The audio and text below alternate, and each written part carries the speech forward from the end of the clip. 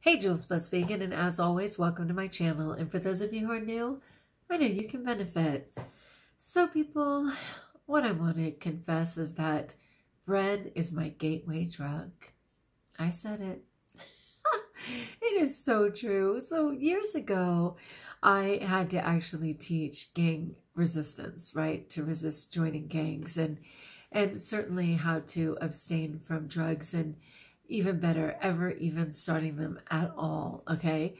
But in doing so, we would teach the kids that things like cigarettes and alcohol were gateway drugs. And of course, they would argue back that those were legal, and they certainly were. Luckily, we weren't having to fight vape, which wasn't a thing. But we definitely were dealing with mega crack cocaine. We didn't have to deal with whatever the most popular one is today. I can't think of it. That's accidentally killing tons and tons of people. It's a pain medicine. Oh, I almost saw it. Hydrocodone?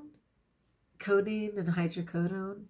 Anyway, I didn't have to deal with that very much. Okay, but we would explain that by the time they got the courage up to finally smoke a cigarette or to try a beer, it would open the door inevitably for marijuana, which would open the door for cocaine, which would open the door for crack cocaine, which would open the door for ecstasy. Like it went on and on. That first sip of beer inevitably led to, harder liquor. And that's me with bread. Okay, like seriously. I've spoken of Tanny Ross so many times, and she's a social media phenom on every health medium. And one of her things that she always says is, the whiter the bread, the sooner you're dead. And I so get that. I know that white bread in particular is devoid of any nutritional value, and your body can't even register that you're consuming it. So inevitably people consume even more. But for me, I noticed the pattern that when I'm talking myself off that ledge on wanting treats, sometimes I falter to bread because I'll logic myself into, well, it's only yeast and water and flour. There's no animal product in it. At least it's not cake or cupcakes or whatever. Like I go through the whole thing. So the thing is, though, I'm rarely content to eat a piece of bread.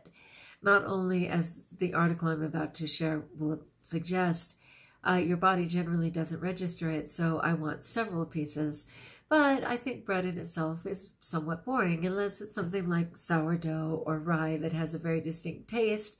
So, of course, I want to put a topping on it, right? I want to add peanut butter. I'm not really comfortable with butter because they torture cows to get it. But certainly eating margarine, which is plastic, is not a good option either. And I already had the bread, I might as well have a side of, and by side I mean bucket of pasta, because I could justify the bread, and pasta doesn't have animal product in it, unless it's egg-based or whatever, you know what I mean. And then, of course, so now I've done bread, I've done pasta. Well, would it really hurt if I had a tortilla? I mean, we have vegetarian beans. Like, gateway drug, my friends. Oh, when I go down that rabbit hole, it just exponentially grows and grows. So sometimes I have to remind myself why I have to avoid bread. It was something I really grew up on. Like, it was just a real quick fix. And certainly the bread back in the day was far healthier than the bread today. But I just can't do bread. And I wanted to remind myself why. So this says, is bread healthful or should I avoid it? And this is from Medical News Today, which of course I will include in the description of the video. So it reads, bread has been a staple around the world for thousands of years, and people continue to consume it because of its convenience, portability, nutrition, and taste. And it's really interesting. And another thing that happens regarding bread is that there's actually peer pressure, not just certainly in a restaurant pre-COVID, when they would bring it to the table, of course, and everybody would just start milling the bread and slathering on the butter and going for broke. After, of course, being discreet to begin with, because everyone's on a diet, as the fifth basket is brought to the table. just for today, right? So that's one thing. But also, even in my Christian community, there's a little bit of pressure about bread. When I suggest, fasting for prayer or whatever, some people, the fasting is bread and water, okay? And they're just like, well, how can you not have bread? I mean, Jesus broke bread with the disciples, not tofu. They always have a way to razz a vegan, right? Or what about the body of Christ? That's an unleavened bread wafer. So you're already having bread. Like, it's always something, isn't it? Yes, it is. Okay, so let's see what this article has to say. There's many different types of bread which people make in different ways using a variety of ingredients. Examples include whole grain bread, sweetened bread, cornbread, leavened and unleavened bread, flat bread, sourdough, sprouted grain bread, soda bread, and many more. They didn't even mention rye, right? Some types of bread are more nutritious than others, but how do people make a healthful choice? So first it says, carbs in bread, good or bad? Now, of course, my goal is always to be low-fat, high-carb, raw vegan. High-carb, low-fat, raw vegan. The high carb is from fruit and vegetables, right? Okay, so it reads, carbohydrates, and that's a hyperlink, are primary in the ingredients in bread. Carbohydrates provide the body with fuel. I love the honesty of this. Fruits, vegetables, beans, which can be sprouted, and minimally processed grain contain the most healthful dietary sources of carbohydrates. These foods also provide vitamins, another hyperlink, minerals, fiber, and antioxidants. People make packaged and pre-sliced white bread from highly processed, again, I appreciate the honesty of this, highly processed, simple carbohydrate. It is quick and easy to digest, but has little nutritional value. Foods made from highly processed grains such as blood sugar, causes blood sugar to spike soon after eating. Frequent blood sugar spikes can eventually contribute to the development of type 2 diabetes. A hyperlink. Processed carbs also lack fiber. As a result, a person will not feel full after eating them. Hence, a certain person in my life can have 4 to 6 slices of toast because it's not registering that they've had any. They will crave more food again soon after, especially when the blood sugar drops. When manufacturers process food, it often results in a loss of nutrients. You think? Hence the term process, right? The producers often add. After they strip it, they go back and add. This is very common in rice, right? What is that called? It's not called enhanced. Oh, enriched rice. They'll go back in and add vitamins and minerals to white bread to replace the missing nutrients. However, they cannot replace the fiber, which is essential for digestive and cardiovascular health, which of course is not in meat, which is consumed at every single meal now in the United States. It's crazy. It used to be something precious. A high intake of simple carbohydrates, such as pre-made white bread, can lead to weight gain.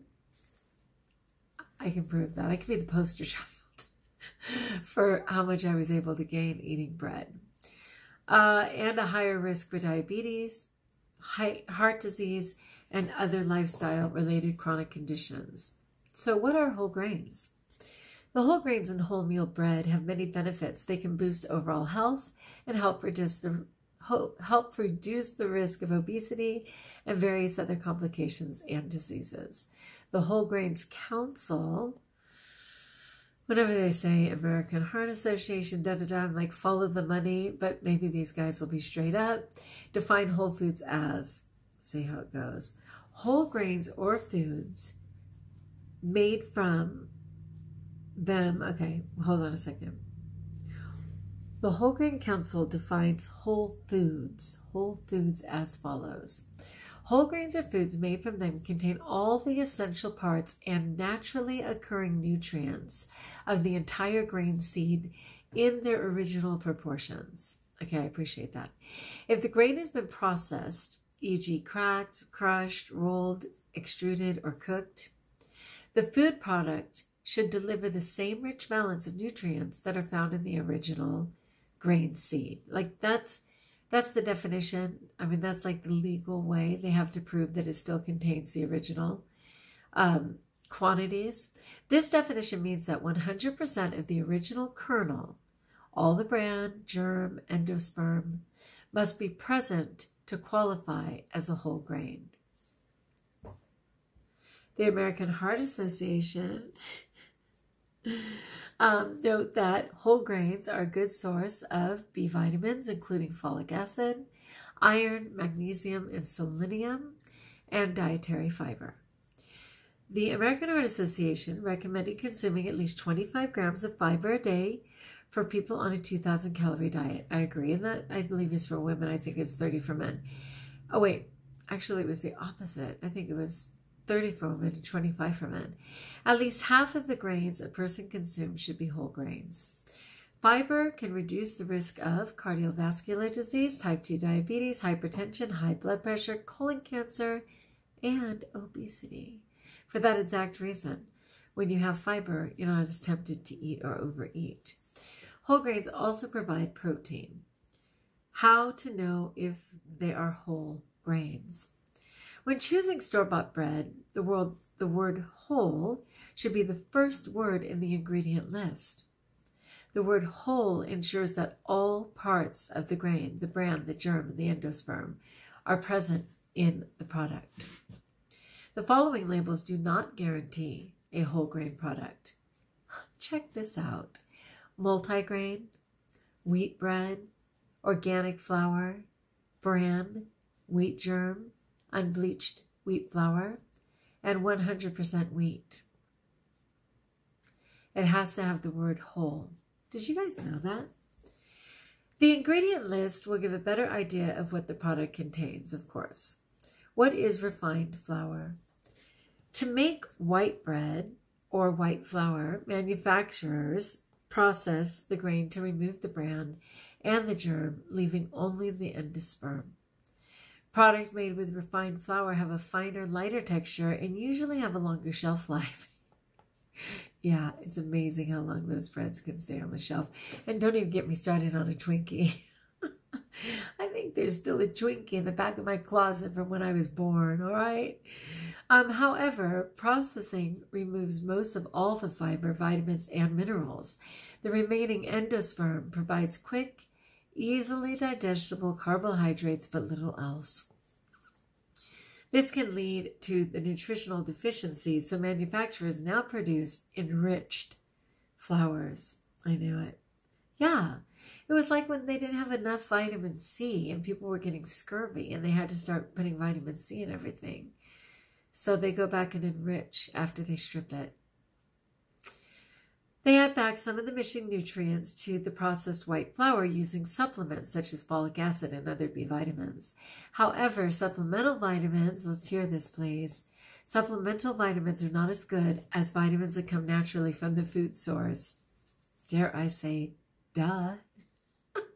Usually the human body can better absorb and process nutrients from unprocessed sources. You think? I don't want to say that they're stating the obvious because it's not obvious for everyone, but it's a little obvious for me. But I still need to hear it. I wouldn't be reading it. When is bread not healthy?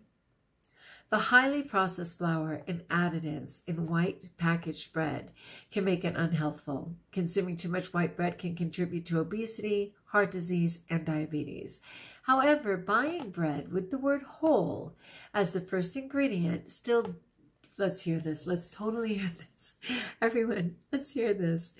Buying the bread with the word whole as the first ingredient still does not guarantee a healthful product. It's only the first step. Even whole grain bread can contain 20 or more ingredients, including preservatives and added salt and sugars. Not all of these contribute to good health. Preservatives may help bread stay fresh longer, but people can store fresh bread that contains fewer preservatives in the refrigerator or freezer to maintain freshness. Many types of bread contain added sugars or sugar substitutes.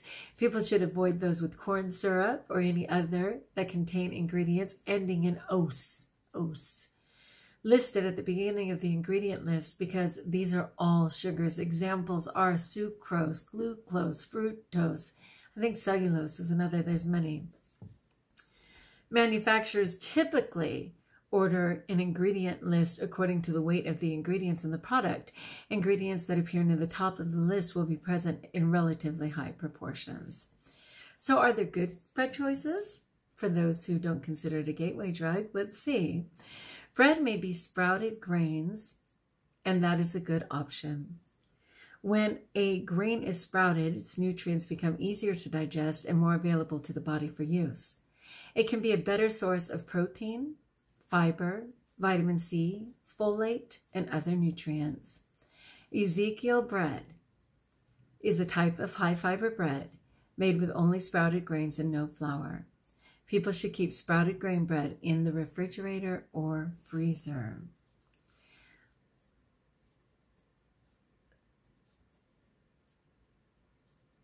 One moment, please.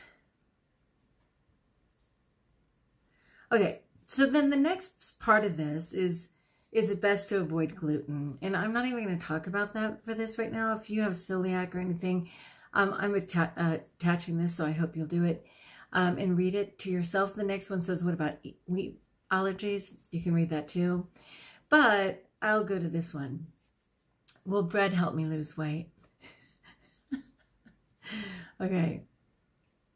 Consuming wholemeal bread in moderation should not cause weight gain, but it will provide the necessary energy for the body.